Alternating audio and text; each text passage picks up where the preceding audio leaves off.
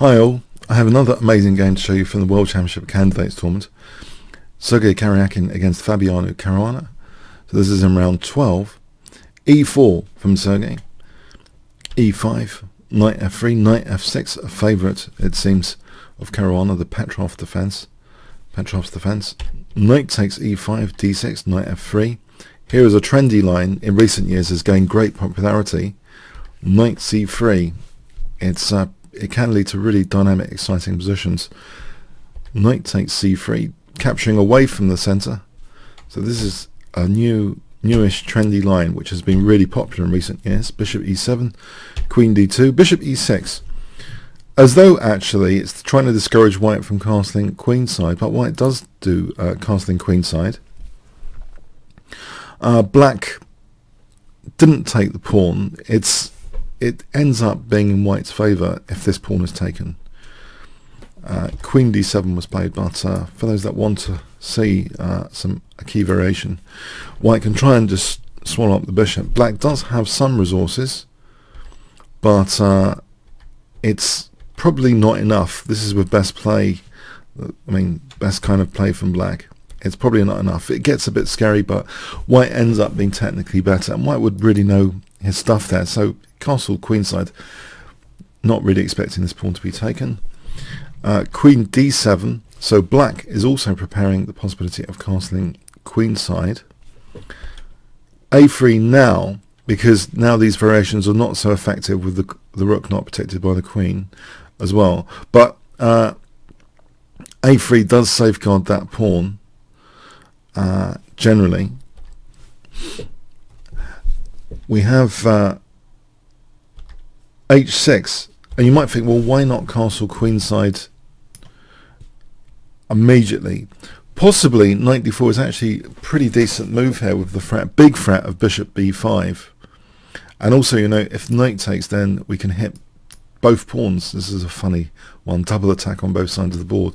So, and also just a note here, if bishop f6, I don't think black wants to even allow knight takes e6. This is going to be very pleasant for white. This kind of position with this bishop pointing at black's kingside later, with say bishop g2 later. But yeah, this bishop around either with the pin or bishop g2. So black's probably not keen to give up the light square bishop like that. So we have this waiting move instead, h6. Also in live book, chess-based live, there's this waiting move a6, which discourages any bishop e5, and we have this one as well. So that's quite funny. So just waiting around, not castling yet. So setting the right conditions for castling queenside, basically. So h6, we have knight d4 now, and black can safely take on d4, because here this pawn is protected by the rook. We have bishop takes d4, and now this looks strange, but black's going to be castling queenside. It's really an announcement, basically, that black's going to be castling queenside in a way. So protecting that pawn. Bishop e2, c5, bishop e3, d5. So ambitious pawn play in the centre, which looks justified, because white's got the double pawns there. It seems as though black's got greater pawn mobility. Now this next move, f4, is perhaps wanting to play bishop f3 without blocking in the f pawn, and maybe later gaining space on the kingside h3, g4, f5 would squish that bishop. So having the pawn here is more aggressive. We have black castling queenside finally, bishop f3. And now this next move is a little bit interesting, and I think Caruana is a little bit prone to a certain type of issue in his game. We've seen this in other games covered on this channel. He plays a move which is not really that recommended. It's if you put engines on, decent engines with a reasonable depth, engines work with incremental depth, they will not come up with this as the top move. It's pretty committal. If I give you an analogy, when we move pawns, we know that they don't go backwards, so we're more cautious not to do a kind of irreversible type moves. But this move is kind of irreversible. It's that kind of idea that you play this move and you can't really ever go back. and it's the sort of move which you should have with extreme caution if that's the case. It's the move bishop g4 was played here, trying to get rid of the bishop pair from white, which is they're usually seen as complementary, but of course black's getting rid of his own bishop pair as well. But this is the more aggressive bishop, basically, isn't it, to sort of take out the equation. But guess what white plays here in this position? I mean, engines also, I mean, they have other suggestions like b6, you know, g5, even rook ge8, or even f5, just to lock down e4. And for example, like this. So this is a really committal move, and it was played instead. So bishop g4 was played. So white to play here. What would you play? If I give you 5 seconds to pause the video, check this out, and think about moves in terms of their trends, further, you know, future trends. Okay, giving up the exchange. It's a common device to give up the exchange. Often you look at the trends, basically. Are you going to get 1 or 2 pawns in the future? Here it's immediately a pawn for an exchange. If it becomes 2 pawns for the exchange, then it usually is actually really in favour of the person that did the exchange sacrifice. But if we look at the pieces here and the rooks, it's a pretty close position actually for the rook. So black did take care. I don't think there's much else to do apart from take there. And the black rooks, because it's kind of closed, only 1 pawn exchange, the rooks are not going to be that aggressive, and the bishop is just sitting there in a nice central spot, hitting both sides of the board all the time. It's having a big influence probably on the rest of the game until black countersacks the exchange, but then, you know, he's already lost a key pawn as well.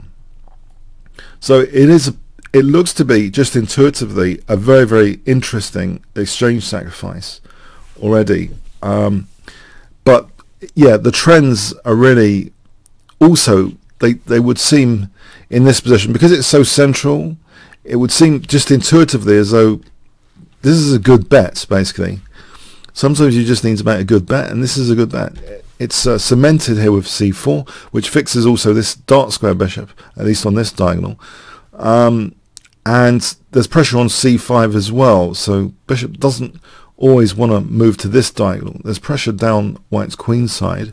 Rook ge8, in fact we see this battery against c5, kind of tying in that bishop to protection of c5. Black makes a further concession, it seems, on light squares now, just to give this bishop a bit more flexibility, weakening a bit the light squares, amplifying the bishop a little bit more. And now white plays g4. The bishop does move to f6 now that c5 has been reinforced. King b1, rook d7. You see that the black rooks are not really that amazing in this position, so the exchange sack seems really a good bet still. Rook d3.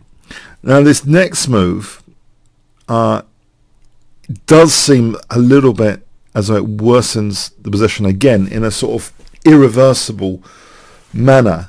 I think that concept really, especially for Caruana, I think he's been prone to positional exchange sacks from the likes of Magnus Carlsen in games we've seen on the channel in the past. But here he's playing a kind of another irreversible move. Pawns literally don't go backwards. He plays the move g5. I think the reason is that this queen f2 wasn't just about c5 pressure. It was about playing for h4 and g5. As an example, if we have rook ed8, h4 is a bit squishy. Say we have this position with g5, hg, bishop e7. It's like white now has a sort of free hand over here with rook b3. Can put some pressure on the queen side. This is pretty unpleasant stuff for black. And let's see. So without g5, say a5, h4. This position with g6. White still has a pleasant enough position with the prospect of playing potentially g5 later at leisure. But yeah, black can get really tied down on the queen side. This is just the scenario. So anyway, g5, the problem is it creates immediately a backward pawn target. The rooks are not that flexible in this position, and this pawn can actually be, believe it or not, a potential target. its fellow pawns, when we say backward pawn, its fellow pawns are not automatically supporting that one. It does become a weak pawn potentially. All white needs to do to increase the trend of his exchange stack is win another pawn. Clearly, that will demonstrate that fully that there is an upward trend here, and the endgames would start to be even more favourable for white. So, okay, rook e7, queen f3. We see now king d8. Now bishop d2, so the rook is being given extra flexibility to eventually play rook h3 potentially. King c8, queen f1. It's sliding block puzzles. The queen is now getting out of the way of the rook as well. So both these pieces getting out of the way for this potential rook h3. And there's nothing really to help support h6. If bishop g7, then black ends up losing g5. Rook d6 was played here. It's becoming really tricky. So, for example, if g takes... sorry, it's becoming really tricky here after queen f1. So move 27. If king b8 as an example, rook h3, bishop g7, white ends up winning that pawn, 2 pawns for the exchange. Thanks very much. It's a big, upward trend emerging there. So this is really, believe it or not, a weakness now, a really potentially exploitable weakness. Okay, we have rook d6, f takes, bishop takes. This ends up losing a pawn anyway. This way of defending, trying to defend because of the check. So white is now 2 pawns for the exchange.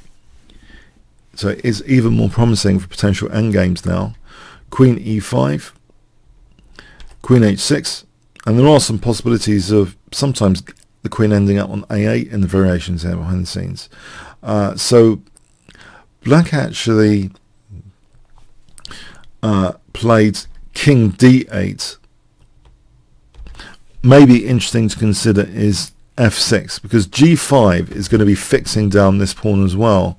So maybe f6, but white still is better here with h4, so it doesn't really matter. Yeah, white's just got an iron grip on this position. Tigran Petrosian would be proud. It's a really iron grip with this bishop on d5. So king d8, we have g5 fixing down this pawn. So yeah, it's like black's being kind of paralyzed here. 2 pawns, white's got 2 pawns in exchange, and a monster bishop still on d5. Queen d6, check, rook e8, the queen dropping to h4 now, threatening things like g6 check, clearly. We have queen g6, stopping g6, queen g4. Okay, move 36, it gets really tricky now. White's just played queen g4, and it looks as though it's eyeing queen takes d7 check, so major forcing moves needs to be checked out at each turn now. Black plays rook e5. If we check out the forcing sequence now, it's not quite working. White can't play queen takes d7 check here. I wonder if you can spot why. Bishop takes f7 check. There's a snag here. Yeah, quite an obvious snag. Okay, queen takes d3, and this actually leaves black with a big advantage because he's able to take this pawn, and actually the exchange up might actually be quite meaningful in this position. So yeah, rook e5 is possible here. White just supports this pawn, and it still looks as though this needs to be factored in now, this possibility of queen takes d7 at each turn. Black plays king e7. Now white plays rook d2. This position, it's only enough for equality to take here. Queen takes, bishop takes, because queen takes here. Apparently this is just an even position, so it might be that white's not able to evolve further from that position. So the exchange up is equalizing there, but it should be about equal. It's when white now moves the rook away from the firing line that things get interesting with queen takes d7 check. b5, still tempting queen takes d7 here, and this is approaching move 40 now as well. Now here, in fact, white resists the urge to play queen takes d7. He plays a different move instead. Sergey Karjakin plays bishop takes f7, and this does promise a big advantage. There's also apparently one of the most critical moves is queen g3, because it seems here that black is in big trouble with his king. Rook f2 threatening things like rook f7 and g6. This is very, very nasty for black if black has to give back the exchange here. This is just getting pretty nasty as well. So anyway, bishop takes f7 does simplify the position out. If we just finally take a look at this queen takes d7 here, it's actually the flaw now is not is actually queen d6, but it's not that big a flaw. This is also a big advantage, this position, similar to the game continuation, where white's now got enough pawns to support the bishop. White has a big advantage there as well, but this is just the same effect, basically, playing bishop takes f7 here. So this is getting another pawn, yet another pawn for the exchange. It would be like 3 pawns for the exchange. So queen f5 was played because clearly d7 is on, so you can't really take on f7. So queen f5, and now rook takes d7, so it's now taking on f5, and now g6, threatening, huge threat of g7 here, giving black no time whatsoever to do something about this, you know, because g7 is pushing through, winning there. Nothing stopping that pawn. So black is giving up yet another pawn now, 4 pawns for the exchange. Count the pawns, 4, 5, 6, 2. So 4 pawns for the exchange. How this trend has grown. Rook h5, it doesn't matter about losing one of the pawns back. 3 pawns for the exchange is fine as well. Rook takes h4. The rook's tied down to stop, well, is a bit tied down now, but a4, the bishop supporting c4 here in any case. We have rook g4, a5, white's just locking down black's pawn there, and this is a real lockdown of black's resources here. So the rook can't move off this g file without allowing g7 all the time. So the rook's tied down to the g file, and the king is tied down now to stop b6, because otherwise if the king doesn't go to the rescue there, b6, and we've got an outside pass pawn over here, which is going to be totally overloading black. So black's really getting overloaded now in this scenario, having to stop things like b6. So let's go back. So pardon me. So rook g4, a5, king d6, a6 instead. A6 just, so the king and rook are really tied down. King c7, but now king b3, and it's white's king that can do the decisive damage. The king's nannying against b6, the rook is nannying against g7. It's the white king that's going to be totally decisive here. The game ended here. Caruana resigned. I'll give you an example. Say rook g2, the king just comes up here to support g7, basically. So check, check, the king just walks over to support g7, like this, for example. Yeah, eventually just supporting g7. It can even go to f8 if we really want. The king can go to f8 first, and then g7 is pushed through. So it's totally, this is totally massive proportions. The exchange down, but loads of pawns which are absolutely winning basically in this position. Doesn't need to be spelled out any further to Caruana, especially it's after move 40 as well. So there's time gains after move 40.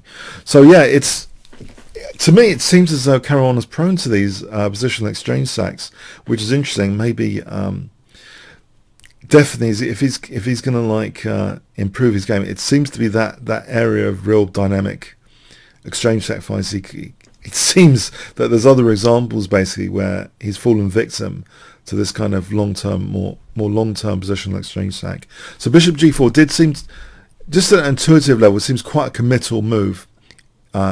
If you don't factor in bishop d5, it wasn't, you know, forced to allow this very committal sequence where it's just kind of irreversible type of move, bishop g4. So very, very interesting and instructive for the power of the positional exchange sacrifice. I hope you got something from it. Comments, questions, like, shares appreciated. Thanks very much.